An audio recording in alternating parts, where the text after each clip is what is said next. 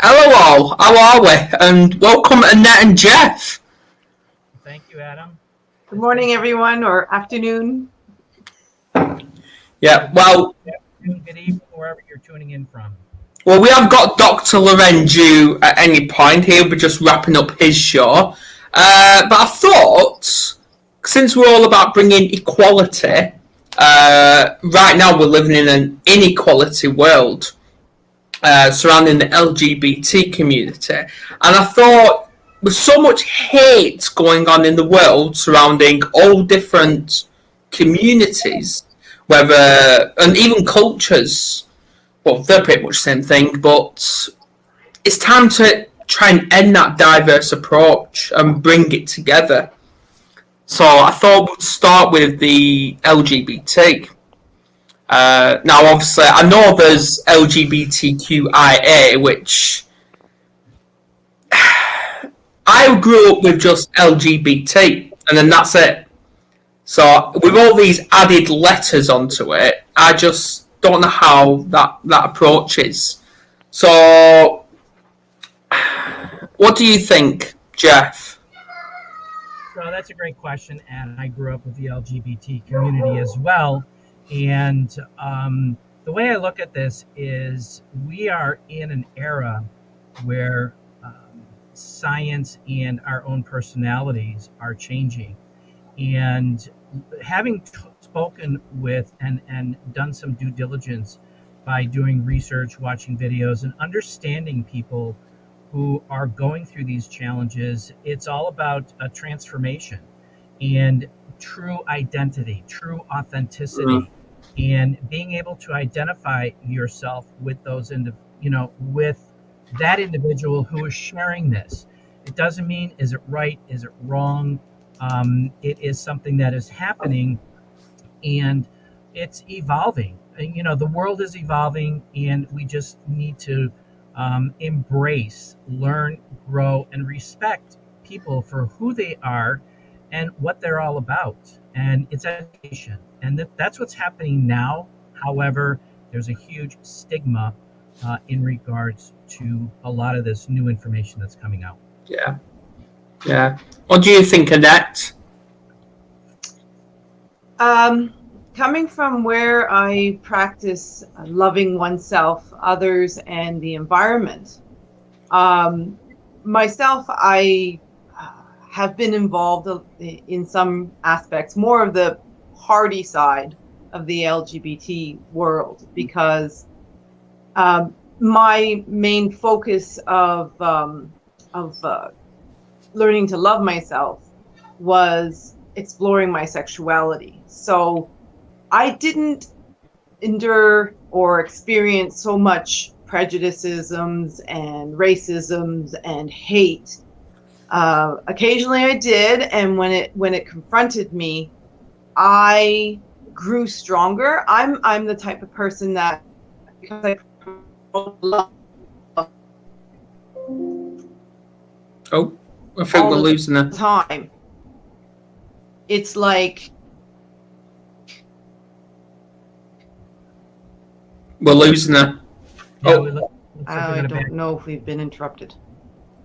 Yeah, you were, Annette.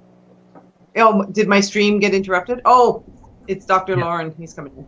Anyway, hello. Hi, You can come back to me if you want to talk to him. Oh, no. I was listening on LinkedIn. Oh, were you? Yes. So yeah, I mean, I hear secondhand the hatred. Like my life, because I've been on this long journey of healing all my traumas from sexual abuse, has been very creative. So I love tuning into our show and discussing the diversities and the people who have struggled with the hatred and been affected so badly, because then I can turn on my energies towards those areas and start the healing processes for many people.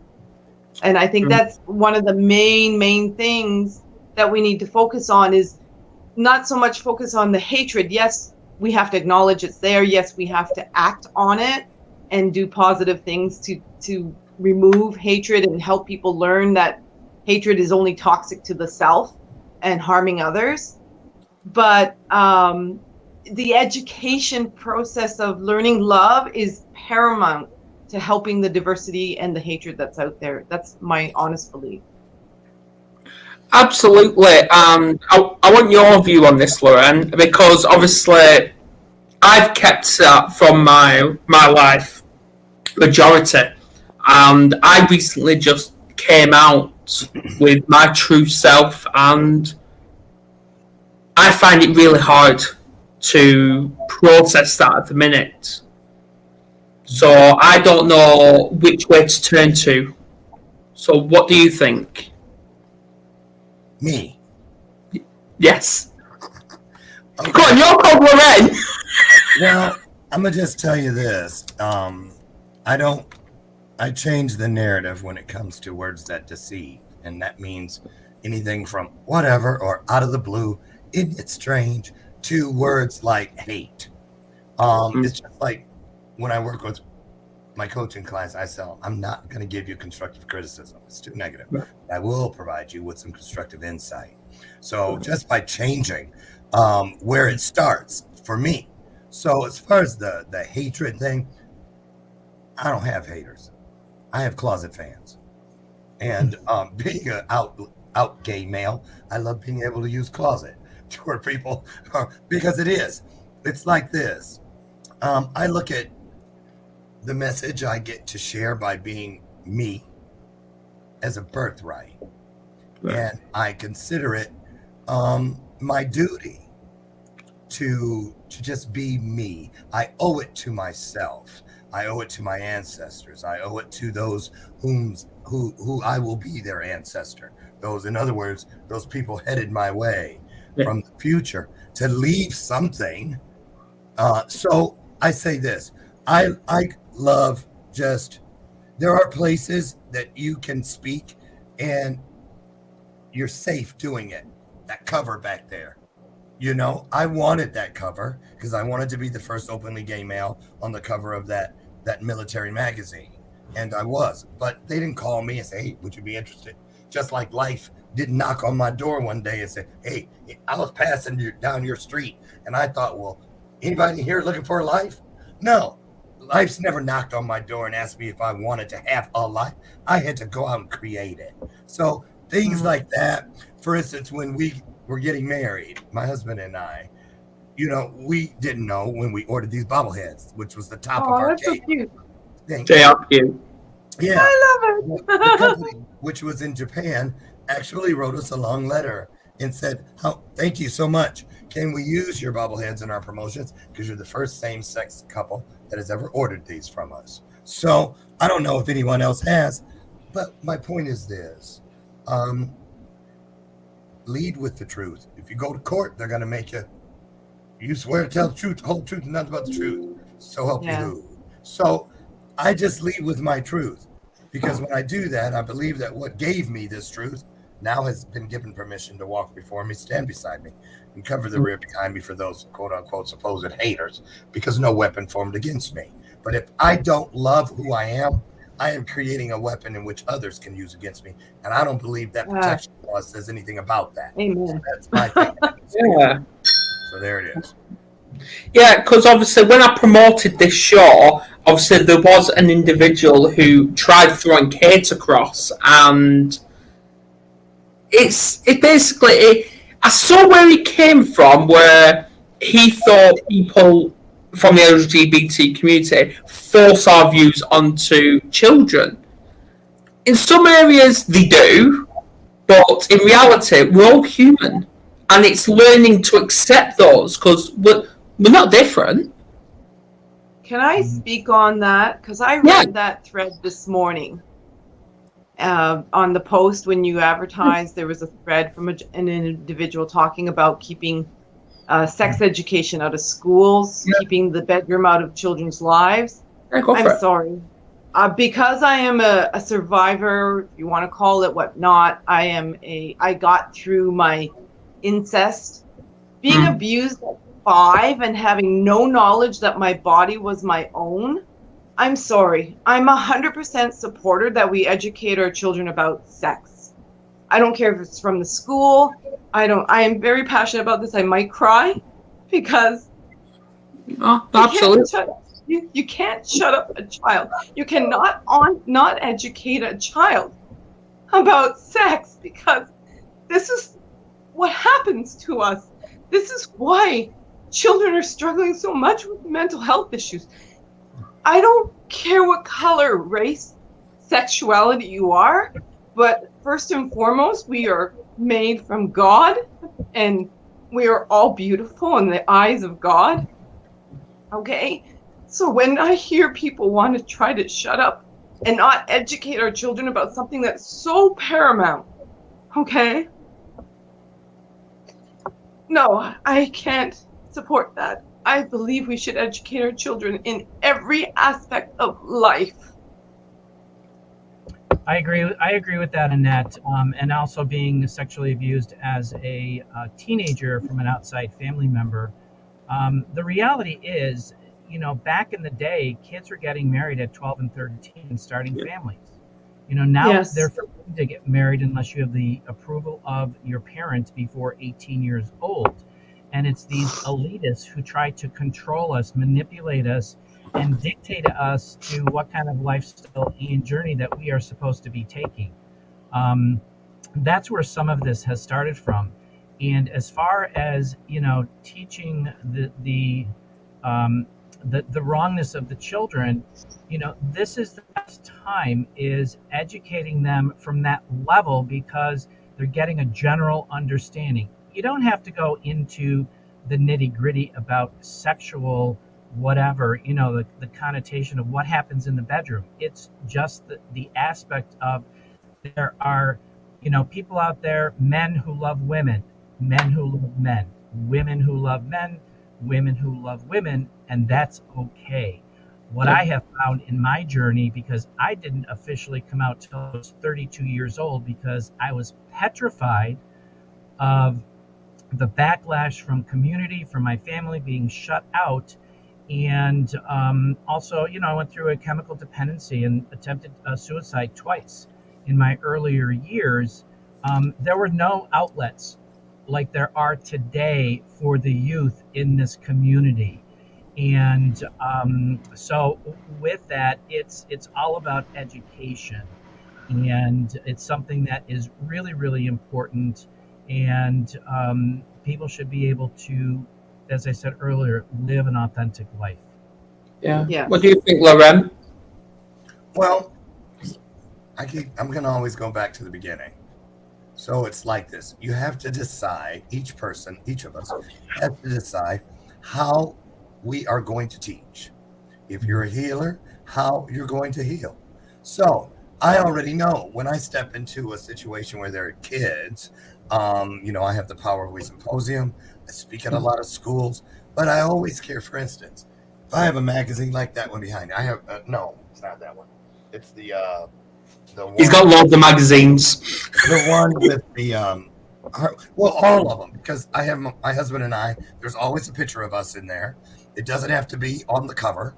I don't try to shove it down people's throat, but I don't hide it either. Hide it under a bushel. No, I'm going to let it shine, period. So what I'm getting at is, I'll see a kid.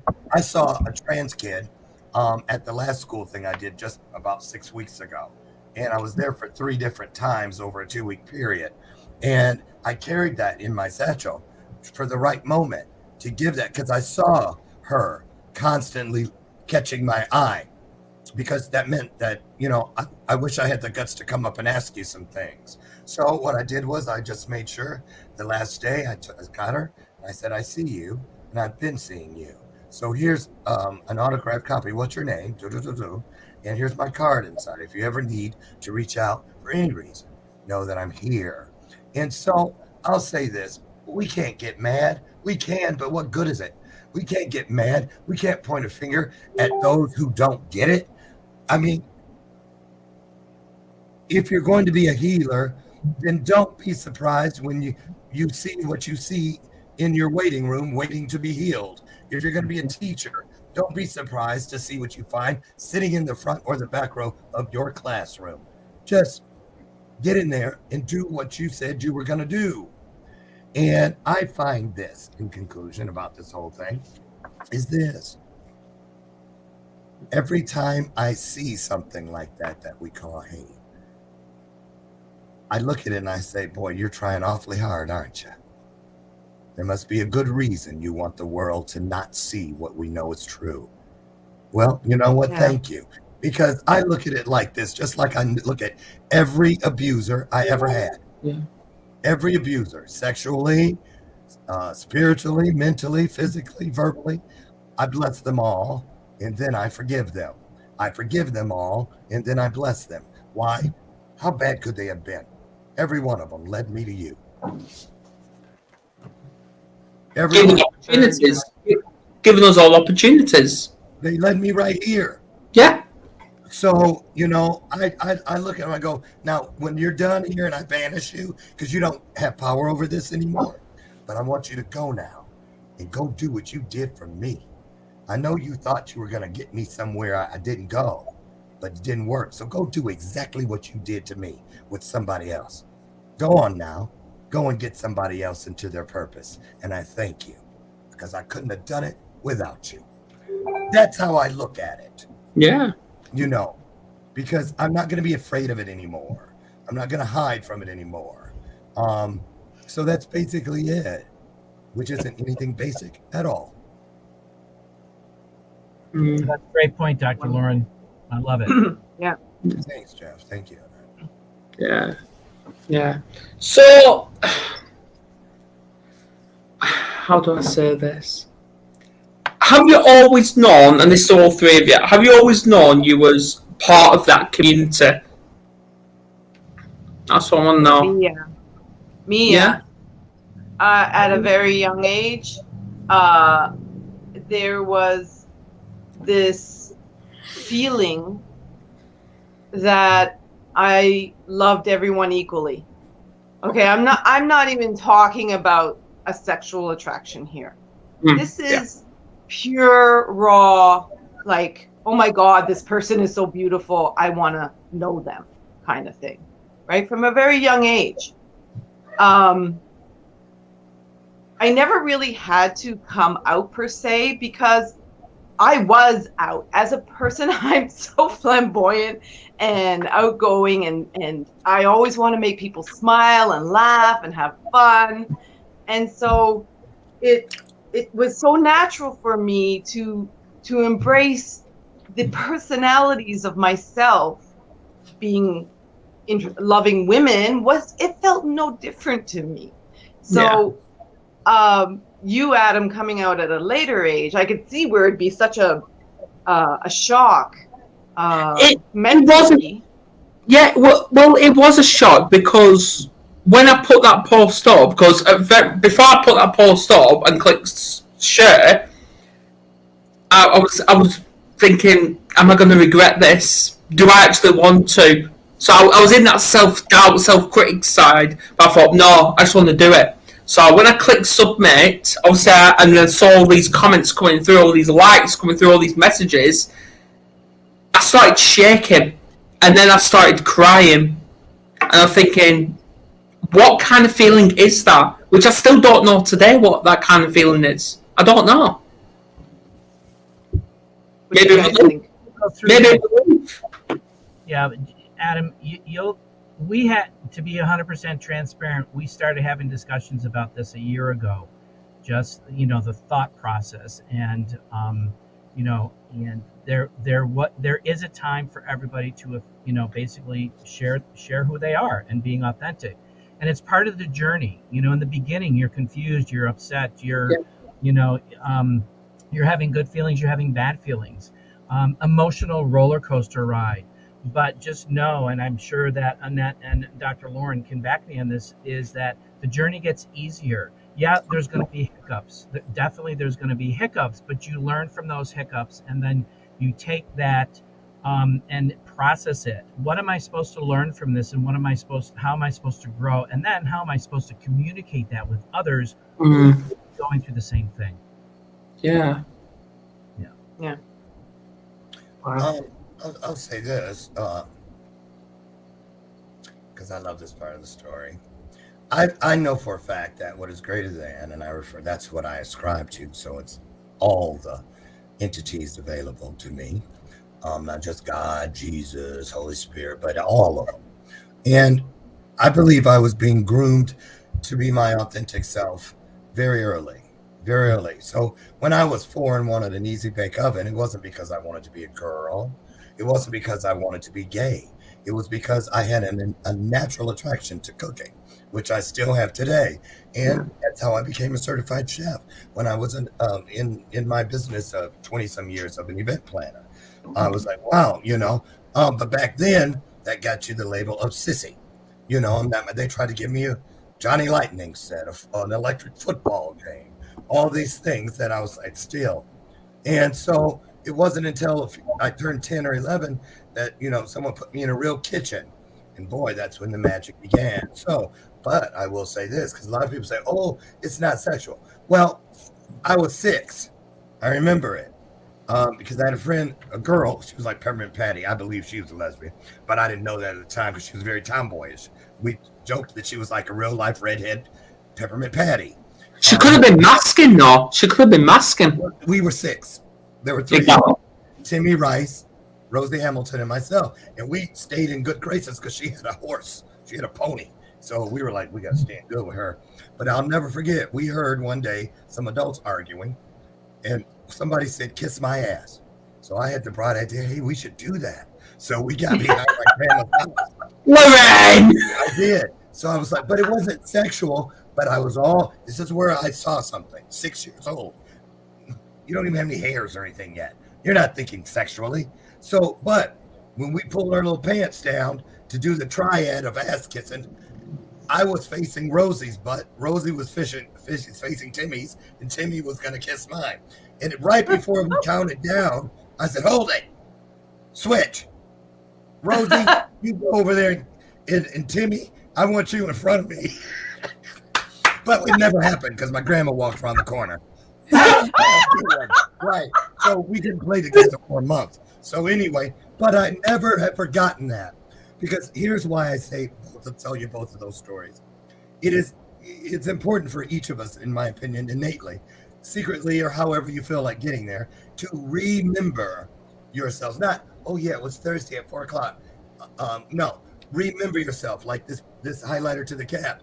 To those moments when you were innocent, and it was a true law of attraction moment. The law of attraction begins the moment we are conceived. And it just does. Why do you think mothers speak to the baby, sing and play music, all these things? Because the law of attraction has already begun. So I just say that. It's not about what other people think. No. It's about what you know. And that knowingness starts from the very beginning. From the very beginning. Hey, Dr. Loren, it's funny ironic that you said 6 years old, because that when I was 6 years old, that's when I knew something was different about me, but I couldn't pinpoint it until a couple of years later. Yeah. It's just like people my age that are open and out now. So many have the same story of when we had Sears and Penny's catalogs that your mom would get. What it was like I couldn't wait till the first time I came across one time. You're always going there, get to the toy section in the back. But I'd gone past the men's underwear section many times. But that one day, I was like, well, let me stop here for a minute. And yeah, we went to the bra section too. Is that an areola? We didn't know what it was called. But, that's that point where you're exploring. And so I couldn't have made that shit up. No. So, and the thing is too, look at Masters and Johnson. Look how many people go through those same thought processes, those same considerations, that same, but they do something with it based on a lot of their religious upbringing, the family, your neighborhood, all kinds of things. So I can see why it's so difficult. It is. I want to ask you this, Adam, because I was talking to Brian, because I'm married to a sex therapist. He's the male Dr. Ruth. Dr. Brian, and I said, so, honey, I forgot to tell you, Adam posted that he came out as bisexual. I said, but that wasn't the shocker. The shocker was when you asked me, Adam. So were you shocked? And I was like, shocked? No, because I respect what you present. I don't go digging and go, I bet you he's gay. No. Or it's the same thing I can't stand. When a gay person meets, like if there's a straight person in a gay setting, and then there's always got to be that one that says, I bet you he is. Or I bet you she is. I bet you I could get him to. That's just like somebody trying to turn you straight. So it goes both ways. So anyway, that's a whole nother story. Yeah. I don't like that stuff. Let people be who they are. I like how Dr. Loren, he touched on the whole bit about the curiosity, you know, and I don't, it just seems to be that we're very quick to judge different people's, even ourselves, like we say that I discovered I was different. Now, where did we get that learning that we're different, right, as children, but from our parents, right? So if our parents bring us up, we have to be straight, or we have to be, anything that fits in their understanding of what life is.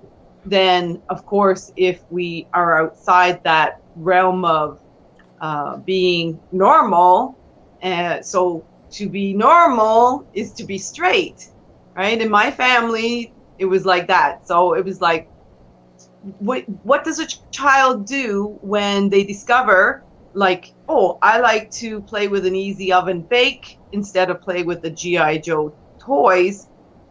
And then to learn that, oh my God, I don't, I'm different just because my passion, right? There's no,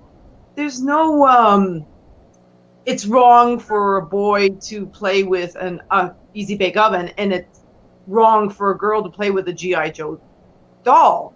I mean, that stuff has just got to end. I mean, educating people that people, no matter what sex you are, right? What you love is what you love. Exactly. And we need to encourage people, no matter what age they are, to be supportive of that. Okay, I got to butt in. So, having said that, and everybody be completely honest. Yeah.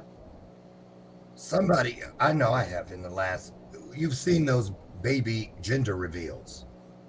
Oh, yes. And they pull the thing and the stuff that flies or whatever. Well, we watch those as LGBTQ members, and many of us don't even raise an eye or a flag or anything with, why is it still pink for girls and blue for boys? It doesn't go right past us.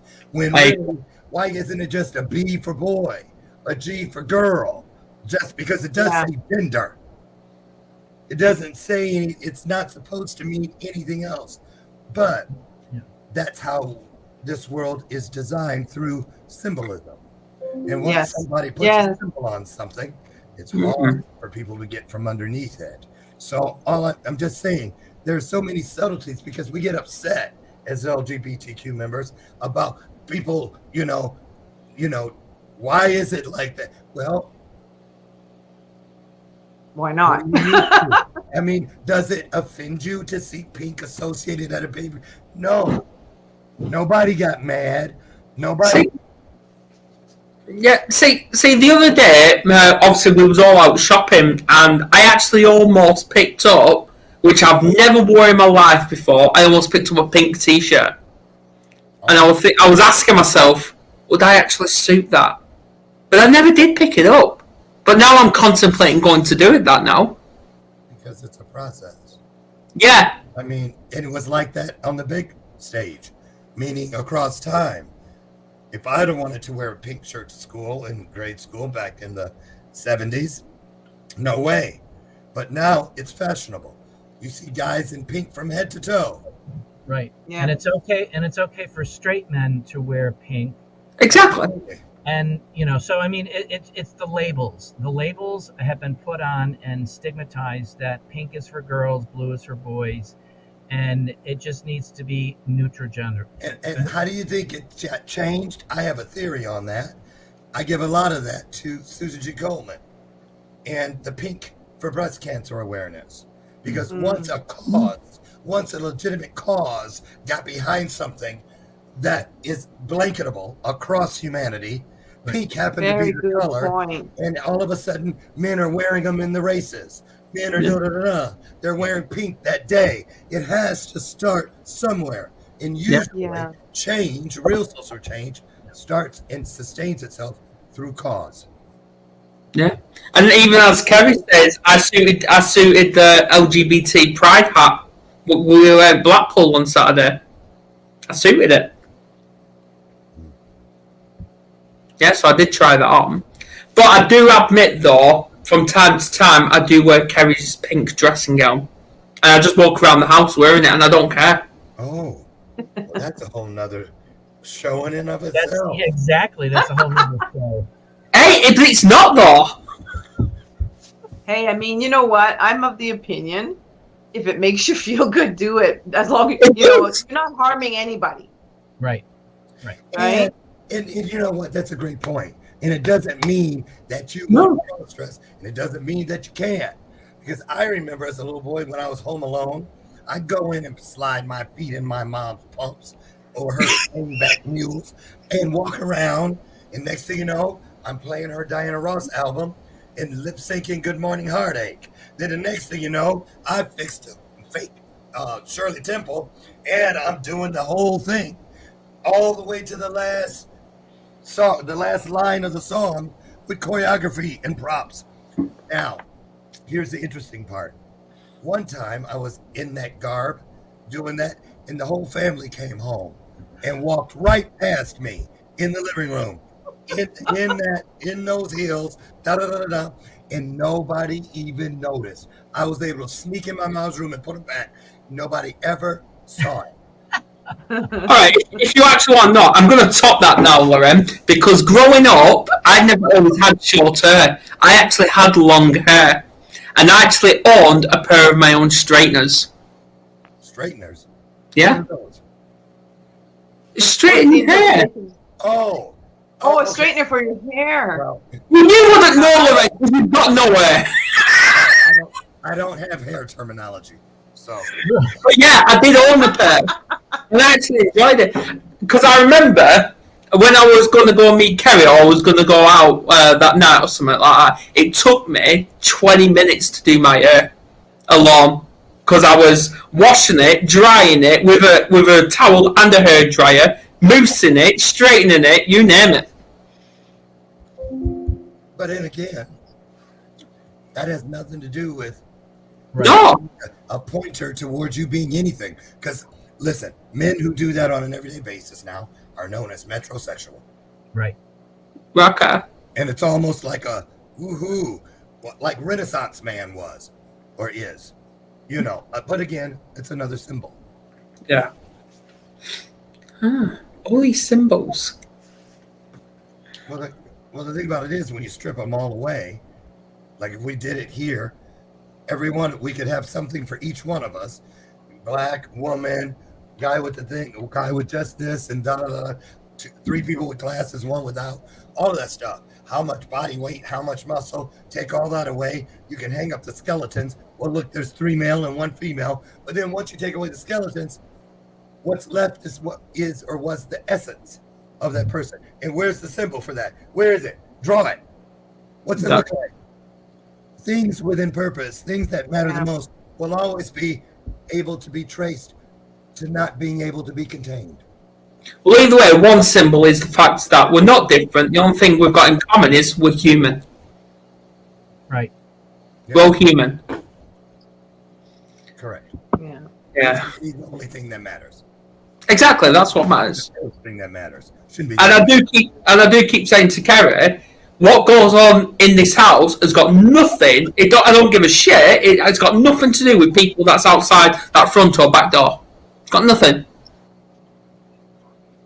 Well, even outside of the house, on the back door. People can have their opinion. They keep it to themselves, and Yeah. we live our lives the way that we want to live it. Of course, with boundaries. I mean, you're not going to be going, punching people up, but you live a life of you to the fullest, the way that you want to. Yeah. I agree. If you want to wear Carrie's dress out in walking the streets, then that's your prerogative. And she wears my clothes. But it's okay for women to wear men's clothes. She doesn't have women's clothes. Yeah, it's been more acceptable. When I would get dressed up in my chaps and my leathers and Annette, go out and do that kind of stuff at the Pride Parade. No, it's going out. Bats and I, it's like woohoo. But God forbid a man get dressed up in heels and a skirt and go out in public. I'd be like, oh my God, you look so hot, because I just love people expressing their true selves. Right. Yep. I agree. Yeah. Why Kerry hasn't come down yet? Anyway. To Jeff's point, I'll say this too about prerogative. We have to, if you send it out, you must be willing to let it in. So that if I say to that person, well, that's their opinion. If they're anti-LGBT, that's their choice. And I have to allow them to have their choice, just as I am allowed to have mine. Yes. There's no difference. And I think that's a tough cookie for a lot of LGBTQ people to understand the rights of just, if that's where you're at, fine. Exactly. And as Dale says... Go ahead. Yeah, I agree with what Dale says. Yeah, and I want to address, I think this is a great time to segue into what Dr. Loren was talking about, as far as, their opinion and stuff like that. It's okay to have an opinion, but before we went live, I was talking about the bullying and the attacking of the gay community here, especially in the United States. I don't know, what the outside of the U.S. is at this particular point, but there's a lot of hate on TikTok that is strewing up, and it's the hatred has turned into bullying, and it has turned into verbal threats in regards to the this community. And the disturbing part of this is nothing is being done about this bullying and these threats in regards to, and these are ministers who are on the pulpit preaching that the gay and lesbian community should be lined up and shot in the back of the head, or they, and it just goes off to a plethora of bullying and threats, so forth and so on. It's okay if you don't understand the community and you're not in favor of it. That's fine. Just keep it to yourself. But don't go out and attack people from a social media perspective and threaten them. And this is becoming really escalated here. And the community is really sharing a lot of these videos that are being shared on TikTok from the religious community. And I found that most people who are the biggest contributors to this, against this community are those in the religious communities, from what I can see. Why do you think that is? Well, it's from in the Bible says that man should lay with woman, and man should not lay with man, women should not lay with woman, and it's all Bible antics that they're making the relationship to the Bible. God says this, God says that. Well, God loves everybody. So it's a mindset from those teachings. Exactly. Go on, Loren. But we have to be fair. And when we say religion or religious, we must put the word before it. Certain religion. Yeah. Because I go to a church, a Presbyterian church that is open and loving, and there are many religious houses of worship and communities. I was at a dinner last week with nothing but Sunni Muslims that all belong to the same mosque, but we were welcomed, my husband and I, and we were the only, as far as we know, gay anything there. But so I'm saying again, that's our responsibility to not clump everybody into one thing, as we hope they will one day not do with us. Great point. Absolutely. Well noted. You're absolutely correct, Dr. Loren. Absolutely. Absolutely, and that's here in England as well, where there's I'm losing track of how many churches there are, but there's only very little percentage. I'm not even going to say 2% of churches that are actually allowing gay couple marriages. There's very little, and I find that wrong. You know, I'm curious to maybe I can direct this to Jeff and Dr. Loren, but the when we were out experiencing life, and I just go about my business, living my life, doing my thing. You know, I don't talk about my bisexuality as the intro of who I am. Okay. Yeah. And I may know people from all walks of life, religions and backgrounds and cultures.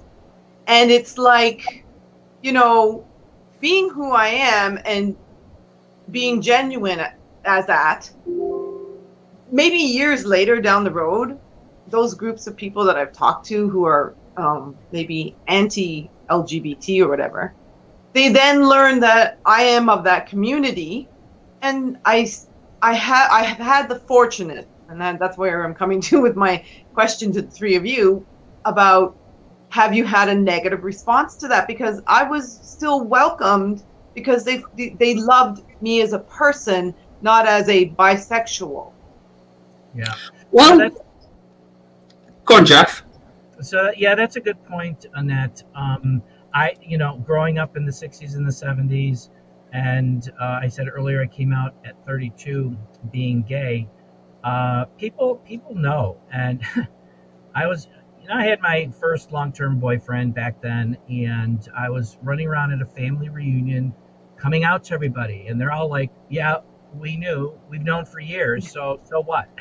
Here I'm thinking, I'm going to get ostracized. So leading your life just the way that you are, not having to come out, is, the way we should be able to do that. And people respect us for who we are, what we're doing, and who we're doing it with from that perspective. However, on the flip side of the coin, I've got a lot of friends who have been kicked out of their families. And those are certain situations. So again, I think I go back to that education and bringing awareness and bringing compassion and bringing empathy for people, because as young children, we go through this journey where we're supposed to be straight, Yeah. and we're supposed to be normal. But what's normal about being a human being? So, Yeah. I mean, if I could have done it different, yeah, I would have done it different, but I was meant to do what I did when I did it, because I've learned from that, I've grown from that, and I'm a better person. Yeah. Well, touching on education, I want all your views on Dale's recent comment, which I think is very interesting.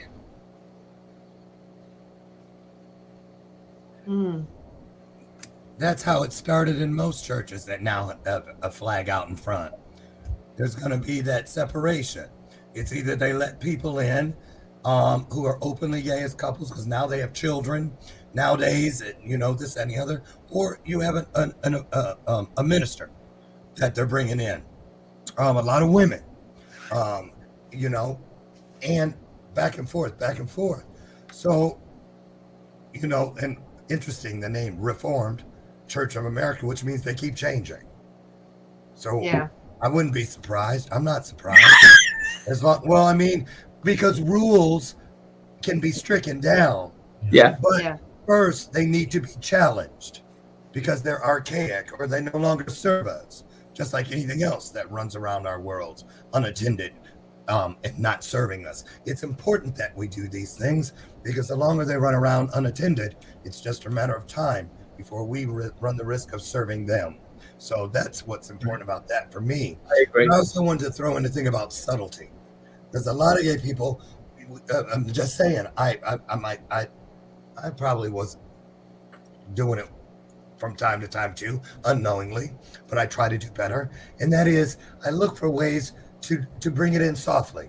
So I may wear this hat with just this on the side. I have a wallet that looks just like this, that I'll just hold in my hand. I don't hide it in the store or anywhere. I'll lay it out on a counter when there's a bunch of people while I'm waiting for my order so they can see it. So it registers a message.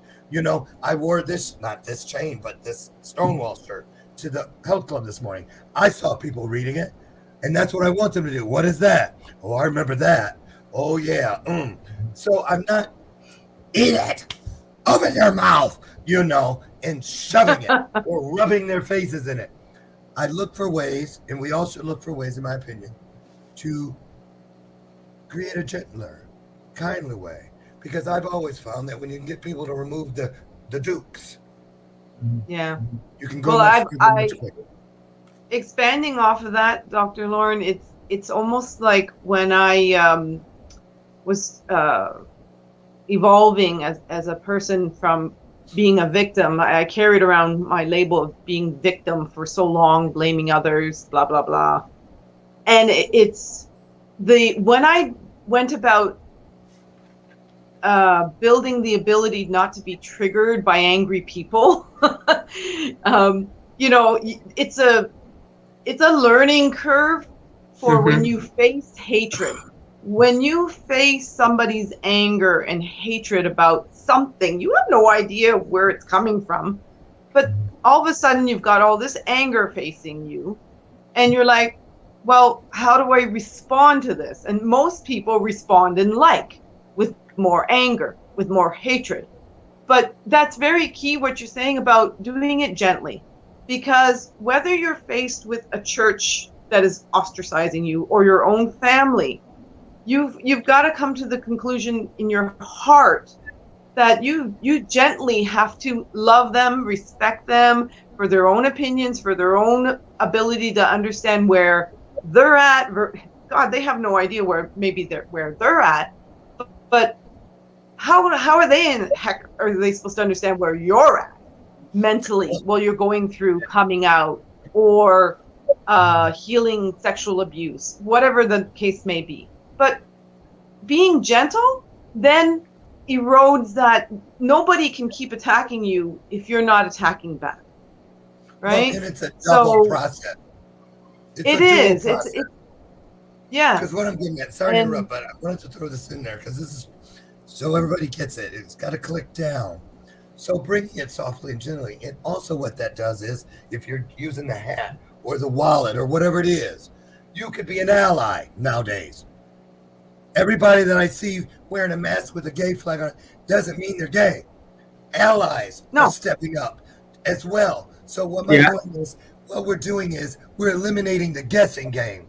Because most people that were angry at me when I came out were angry because they felt they already knew, and I just wondered why you didn't think you could trust me enough to share that with me. So that is a lot of the people that don't understand or that have anger. They're mad at a lot of people because they're like, if you eliminate the guessing makes people think you're hiding something. And when you're hiding something, it's because usually you're ashamed / embarrassed about it.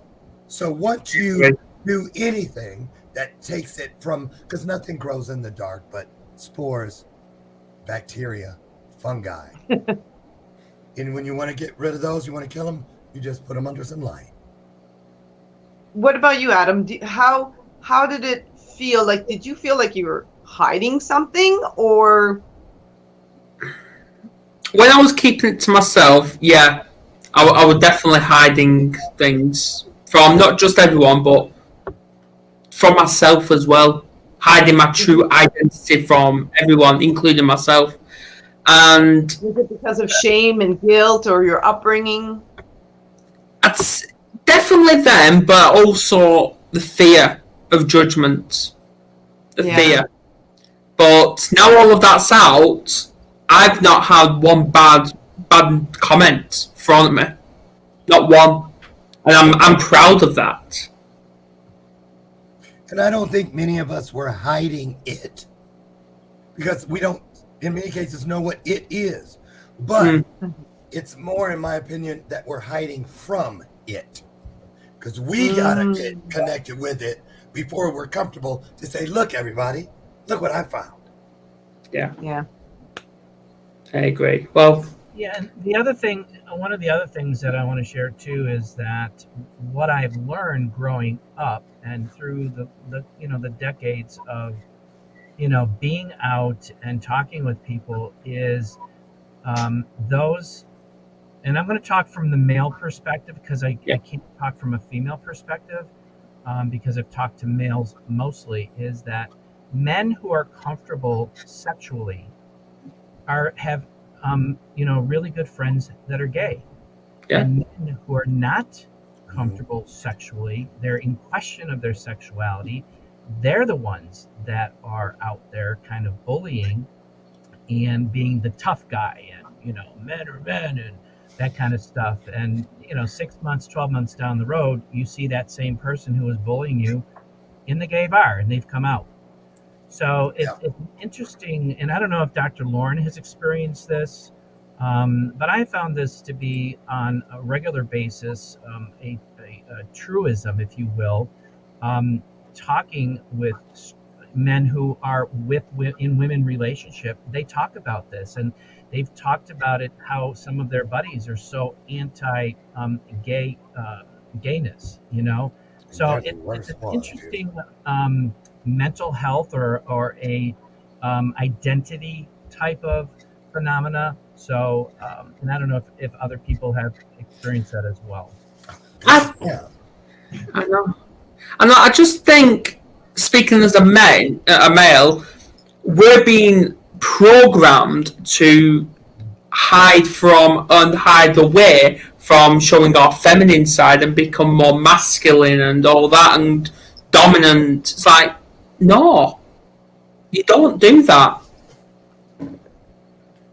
I have a very good friend who's a transformational coach, and she talks about the importance of I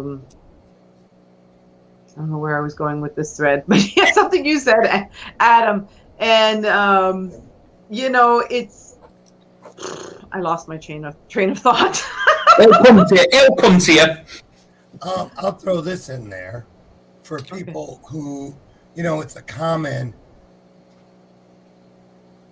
almost a pronoun, really, when you think about it, in social media and hookup sites and online dating and stuff, you'll see. So straight male, DL, or on the down low. And now you have a name. People in prison and locked up, they were gay for the stay.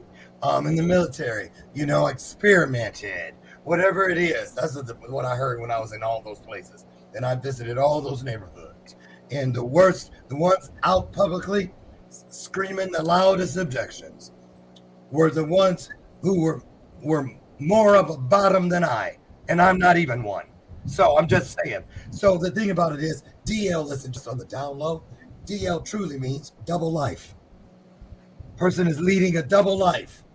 So, all of us has led a double life or multiple lives where we got all this different. So go back to when it was you. Remember yourself to it and try to understand where they're at and why they may be moving from the place they are moving. If we want people to understand us, we must try to understand them. Well, it means all of them. Well, I don't know if Kerry's still tuned in here, but she's been my biggest support through all this, because even though I love her and we kind of know each other from time to time, she's, as she said earlier, she always knew I was, and she's known for over 10 years. But she just sees it as we can have fun together looking at men. Okay. See? Yeah. She's still on. She's saying, yeah, I am. Oh, hello, Annette's gone. Hey, Carrie. Yeah, well, there you go then. Anyway, we'll wrap up. I don't know where Annette's gone, but I'm sure she'll be back at some point. But thanks, guys, and Annette for all this. You're welcome. Thank you. Yeah, I know you two aren't done with the Warriors this week. Well, you're both back on Thursday. I've got an interesting topic for you, Loren, surrounding Thursday. I'm thinking talking about the history surrounding your cultural surrounding mental health. Because obviously I know previously, when you was only briefly on, we were talking about the history surrounding mental health. And obviously you couldn't say something and getting your views, your version of it. Well, Yeah. I'll tell you this for a pre-taste Yes. of this thing. I know one thing. Hopefully it's encouraging for people. If you're on the mental health side only, I believe you're moving up to a demarcation line like that scarf they tie on a rope, Yeah. tug of war thing. And Yeah. once you get pulled over to the other side, now you have the other side of the coin, which is mental wealth. Because I believe everything they ever told me was a mental health issue, this today is superpower for me. Exactly. I've learned how to harness that. Yep. Oh, we've got a lot to discuss. Mental wealth. Right. I love you all. I remember what I wanted to tell you, Adam. Go on. When you were talking about, I think you were talking about men being masculine and women being feminine.